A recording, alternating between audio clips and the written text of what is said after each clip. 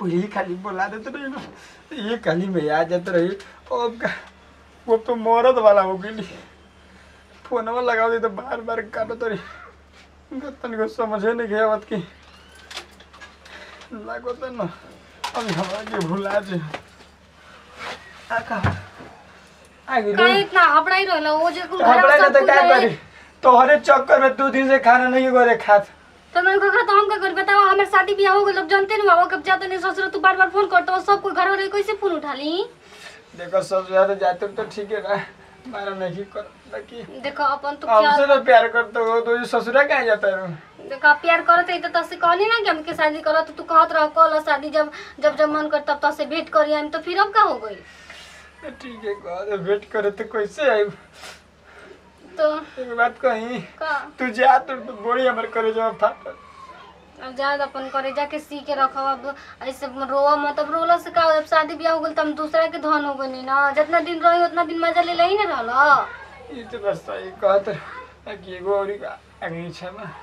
पहले को हमार बात सुन। अब हम जाती ससुर ना तो जगह ना फोन मत करी हमार मोबाइल पर हमार जब जब मन करता हम खुद इधर से हम करम नहीं एगो और इच्छा कर देना कम से कम अपन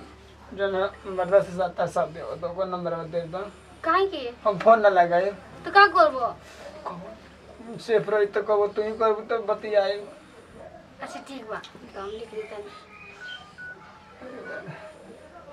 ये हमको छोड़ के जाता दो तुम का करी फिर हम आइबे ना करम 10 दिन में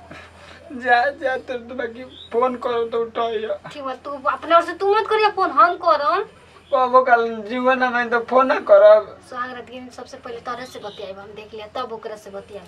तो ना और सोच रहे हैं कि स्वागत तो ओकरा से मनाए से पहले हसन के भेष में पहले हमरे से मना ले तारा के दिखा देनी ना देखो का ऐसे में तो बोले बनी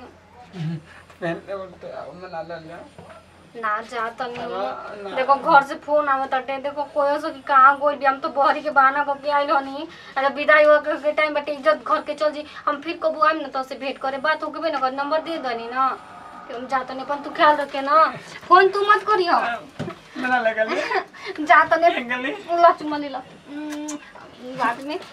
गली ना जाएगा देखो आदमी आता हम जाता ए गली ए आयो भाई लगता है मम्मा संग स्वागत बनाया था। बताओ कबे का में टेंशन भइल बाटे कि का गइल बे का ना मोल हम जाना था कि हमारी इज्जत ना बची रे दादा आय मोल टेंशन पर टेंशन देती पहले जात रहे मिले था बाबूजी विदाई करी जल्दी लेट होता थे यहाँ के तो आगे नहीं पता रे हम का पापा खिसियाता ना बाबूजी ठीक बैठ के 5 मिनट रोकी हम कपा मोल मिलत है ना आजकल लड़की वाली सन तो अपन माई से बहुत मोह होला ना तो इससे तन की मिलत ऐसा हाँ 5 मिनट में लिया क्या होता नहीं ठीक बा हम गाड़ी में बानी भेज तो जल्दी ठीक बा जाई ठीक अब का करी कौन बहाना कैसे कैसे तो बहाना दी कहाँ गिरलिए रे बाबूजी कोई रही लाइटिंग करे लाइटिंग चल चल बाप रे बाप कोबे से मार छपले रही माछी के जैसन कबे इतना गर्मी होता टे अभी खून तो गोल होइसन हम कबे ले सोचत रही कि तनी अपना जान से बतिया ली ना बतियाम तो उनका से करे रही कि सबसे पहले तोहरे से बतियाम तो हम कुछ करब ना फोन लगा तो हमार इंतजार करत हूँ हम तो ले बाना मर्दा के नंबर बा फोन कर दियम तो हेलो हेलो का होता जी हम अपन वादा निभा देनी ना हम फोन कॉल रही ना करम सुहाग रात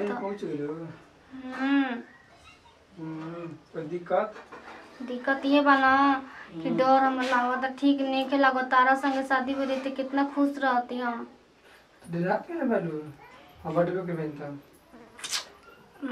कुछ नहीं और ही बतावा का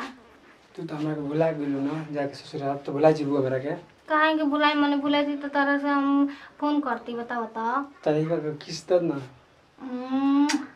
अरे बारे में कितना मीठा लगता है।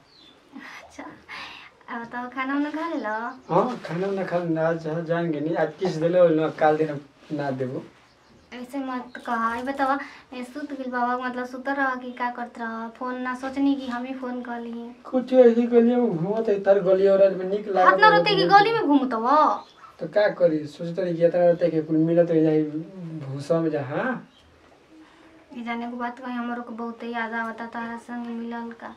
कितना रहरी में, कितना धान के बोझा में, गेहूँ में कितना अच्छा से मिलत रही हमनी के। और ना तो रहिला के खेत में ना मिल रही जा।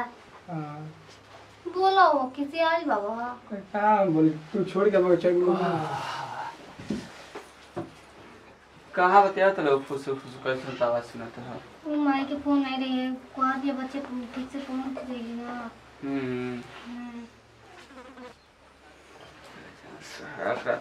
गुड से भेंट करे बड़ी कान में साउंड सब पढ़ले वहाँ सब पहले तक ये जी एक बात कही का ये जो आके कौन फोन करते उठाई रात की ना बतिया जाला आज ना होने के सारा रात में आज बतिया जाला ओ जी बो ये सॉरी और आई तुम लिखा लागत हो तू तो बात कही जी का आज मन मन नहीं के कर उठा लीजिए के कर फोन हो। हाँ हेलो के हजी आवाज ऑन करी ना के है हाँ कौन है रंग नंबर लाल बाबू भाई जी रंग नंबर लाल बा सुनिए पहले बात सुनिए जान लागल बा ना रंग नंबर नहीं ठीक ना हम जान तनी कहां लागल ठीक ना कहां लागल बोलो कहां लगइले बोलो ज्यादा मत पूरा ठीक ना हमरे झूठा खाता रहा हमरे झूठा क्या कहता समझ नहीं क्या हम जानते रहे जो तू शादी केले वाले ना भाई। हां शादी भइल काले भइ रहे शादी एबरा सुहाग रथो भाई जी पर एक पतल चाट हां नियम खेले थरिया को पूरा जीविया लगा के मुंह लगा के बढ़िया चटले ठीक ना वो थरिया के तू खइबे आज उठा ना जी हम कोनो बात नहीं के झूठ बोलतो हम काटी बोन का कहता थे का कहता थे हेलो हां बोल का कहता ले अरे हम सब में तोरा से ये आवे से जे आवे से भगवान का को तो ठोकले गए ई का को चल ठीक बा हेलो हेलो ठीक बा रखता नहीं हेलो हां हेलो काऊ जान बता के पाके बुला क्या कहता रे सहगरात के दिन ई क्या कर कौन है रे हम नहीं जानो जी रॉन्ग नंबर अब हम के मालूम हमारे अपना फोन आई तो बताइए आपके नंबर पे फोन आता हम के मालूम बा तो रॉन्ग नंबर तो पूरा नाम पता जान जी तोरा पूरा गांव के नाम पता जान जी कार दली रे तो का को बकवास सुनती रहो सुन के मार दने मैं क्या सुहाग रात आज प्यार करके दिन रो हमरे के मार दने बोर्ड पे जब ना लिखवाओ रही त नेहा ना लिखवा दिया आ गांव के नाम कुल सही सही बते रुक जे तोर बाबूजी तक फोन कर दे आ बुलावे दे पहले ऐसे ना करिए सुबह है बार-बार फोन आता रहे देखता रे रुक जे तोर बाबूजी तक फोन कर दे पहले ऐसे मत करी जी देखिए हम के बाबूजी के पहले बुलावे दे ओकरा बाद स्वागत मनी ना मनी अरे तो पूरा बेचैन कर देले बाटे हमरा के हेलो रुक जे चले दे तो चले कैसे गाय बाबूजी से गाय बाबूजी टावरे भाग गए हट हम कर स्वागत बने रे कैन कैसे कहता त का चटले बता रे रुक जे तोर बाबू तर फोन करता नहीं बताओ कितना मेरे संगे पढ़ धोखा करता हूं करे कहते हम जाने चार गले रहनी उनका से कितना प्यार करत रहनी सबसे पहले उनका काम याद कर दी उनका से बात करनी हम तो बता लगे फोन करके ऐसे को देला हम तो के ना रंगनी बाबूजी के बुला दिन बाबूजी के मुंह दिखावे लायक नहीं की इधर से अच्छा कि हम मर जाए न जिंदा अब नहीं कुछ सुनो तना वना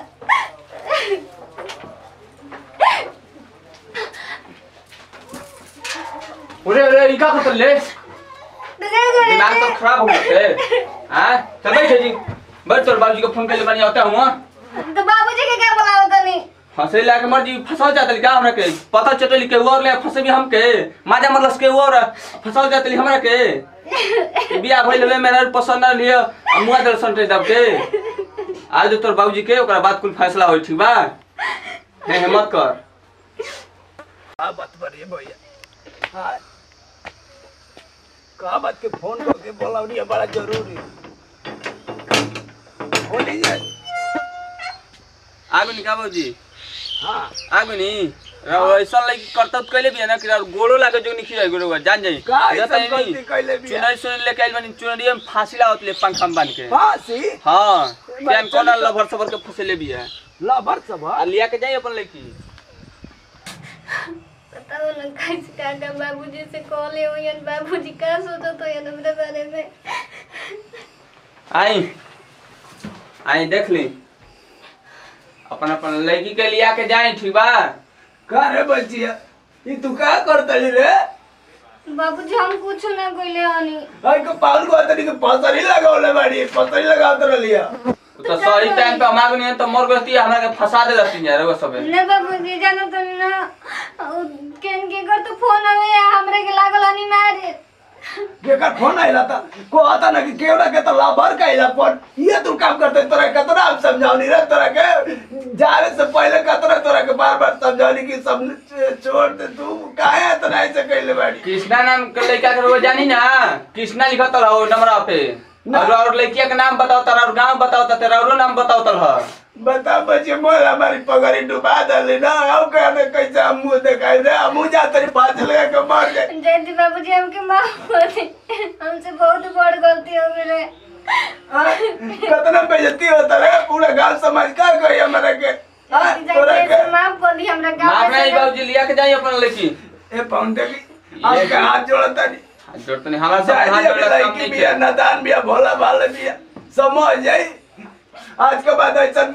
सुनाई पड़ना बच्ची हो तो जाने कि तोर बाप के लाश निकली घर ऐसे कहीं को तो बाबूजी हमेशा को जान तो नहीं सुनी है तेरे हमरा के तैयार बनी ठीक बा आज के बाद मोबाइल छू दिया ना तो हम ओई दिन फिर बगैर दे मोबाइल ए अपन मोबाइल दो मोबाइल के बाद हां मोबाइल दो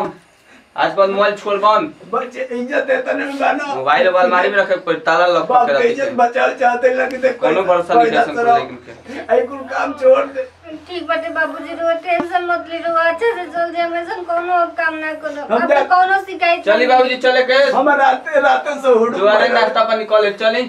चल जा दे पाउन माफ कर दे ठीक बा चल बताओ उनका सब कितना प्यार करत रहे का कमी रहे ऐसन काहे कोइला हमरा से वो तो कहले था ना कि दूसरे से तू शादी कर ले उनकर बिना मर्जी के खिलाफ कोई रहती तब तो आखिर काहे ऐसन कोइला नो ऐसे कोनो लेकिन पे जल्दी विश्वास ना करे के चाहिए ऐसे केनो से ज्यादा इतना प्यार ना करे के चाहिए ना विश्वास करो ना ऐसे करो ना नंबर दिले रहती ना ऐसे वही रही